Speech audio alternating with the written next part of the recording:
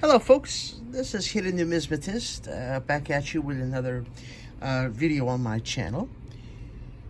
The last wheat cent that I needed, as many of you know that are that watch my videos and are on my channel, which I greatly appreciate all of you being loyal and staying with me and enjoying this numismatic journey with me while we are on this earth.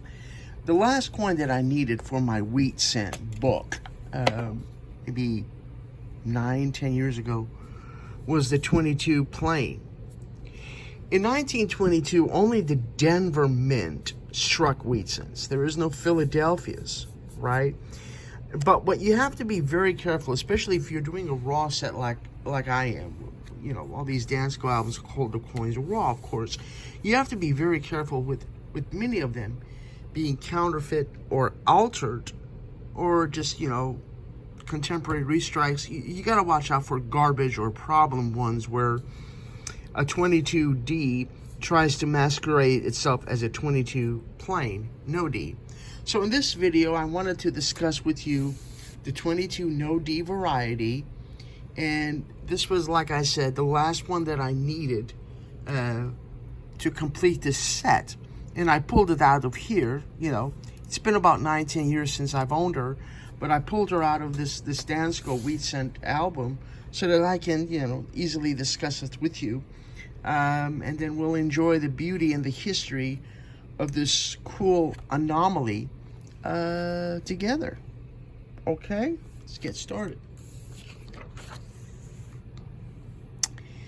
As I said, folks, in 1922, only the Denver Mint was responsible for producing Lincoln cents. Okay, both mints were very busy producing millions of silver dollars.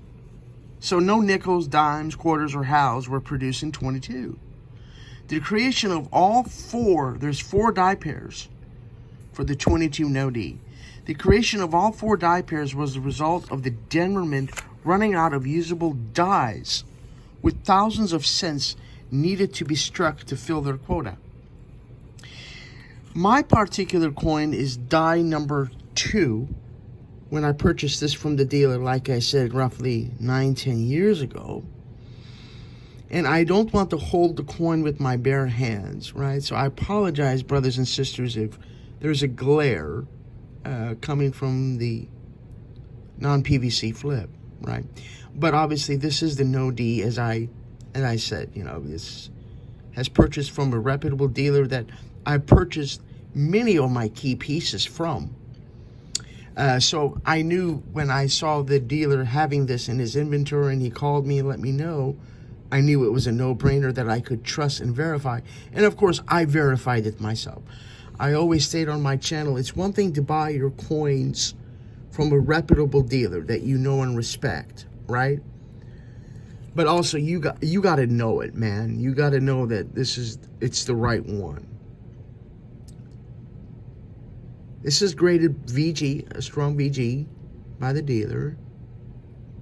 Eventually, this is one of key coins that you do need to get slapped. But temporarily, I'm housing it in this beautiful Dansko album, and she'll be just fine until I grow a pair to get this graded and pull it out of my Dansko, because I'm a kid at heart and I like having all my coins in one. But it's a beautiful coin, and I want to discuss this with you and the history of it and the intrigueness of this. So this is for die number 2, okay, which is this coin here. The obverse has to be 1 grade less than the reverse, at least. That's the first diagnostic for die number 2. The obverse is 1 grade less than the reverse. All 3 of these have to be on this, okay? The second 2 in the date is sharper and crisper than the first 2. Gotta have that. L of Liberty goes right against the rim. Also, this die is the only die that is really used or considered versus the others.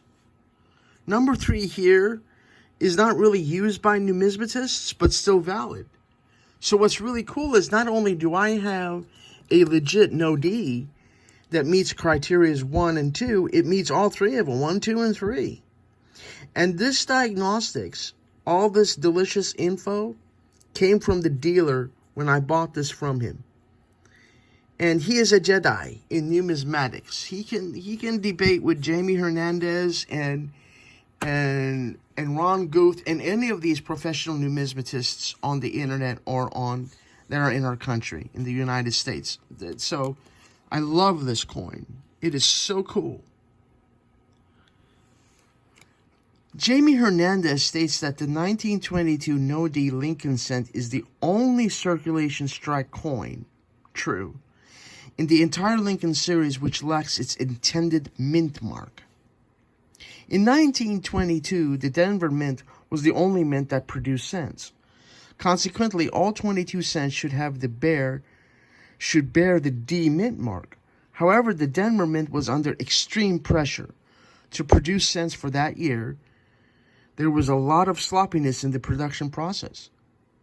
The 22 No-D is believed to exist due to a pair of dies clashing with one another, without the coin being in between the two dies.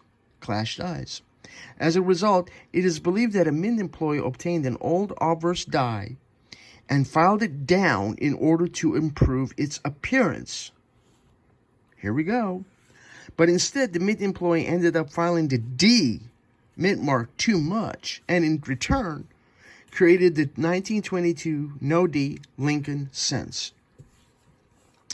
The 22 No-D cent has always been recognized as a major variety within the Lincoln cent series. Due to its popularity, it has always commanded a hefty premium. Yeah, I mean, you do VG and fine, they're doable. Once you get into XF and above, heck yeah, they're expensive. But this being a legit strong VG and a legit No-D and all the diagnostics match, for my budget, this is going to have to do. Until maybe I flip this, make some money, and then move into a higher grade No-D that will hopefully be slabbed. Right? The scarcity of the 22 No-D strong reverse Lincoln cent is very challenging to acquire due to its high value in any grade. Most examples are believed to have been certified since they command such high premiums. Therefore, the population figures should provide a good idea of this coin's true scarcity.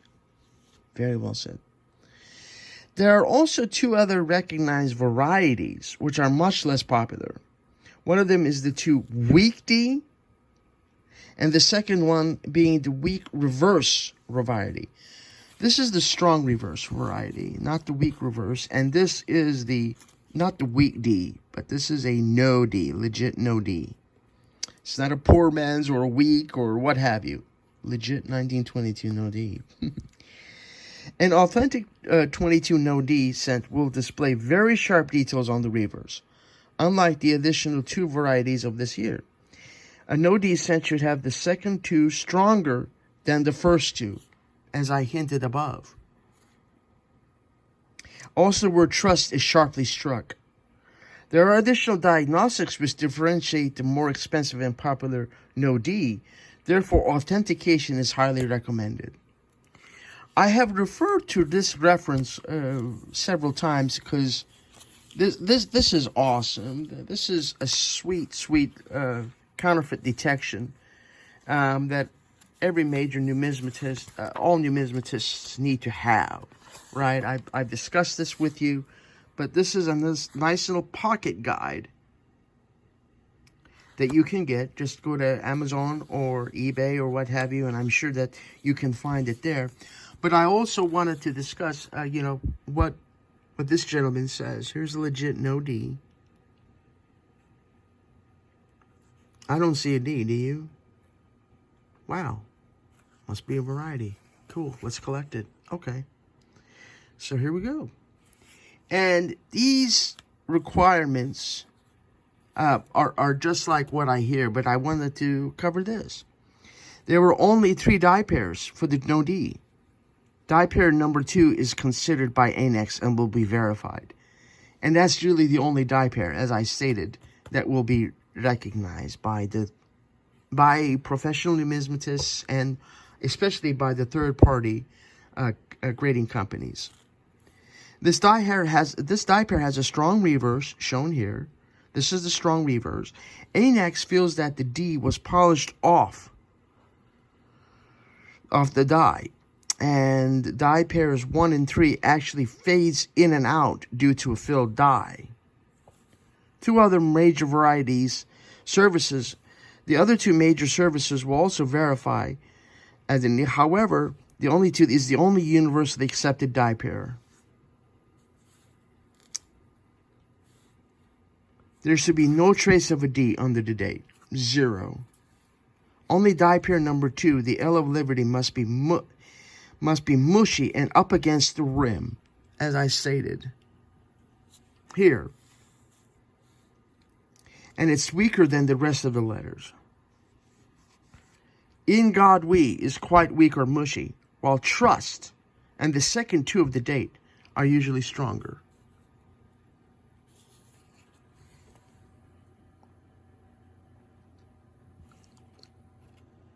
And any of you that have the no D, do you have the strong reverse? Or if you have a different die pair than I do, please tell me about it, you know. I would like to compare it with this legit one and with yours. So those of you that are wheat scent aficionados, that love these Lincoln wheat scents as much as I do, you know, let me know what you folks have with your no D.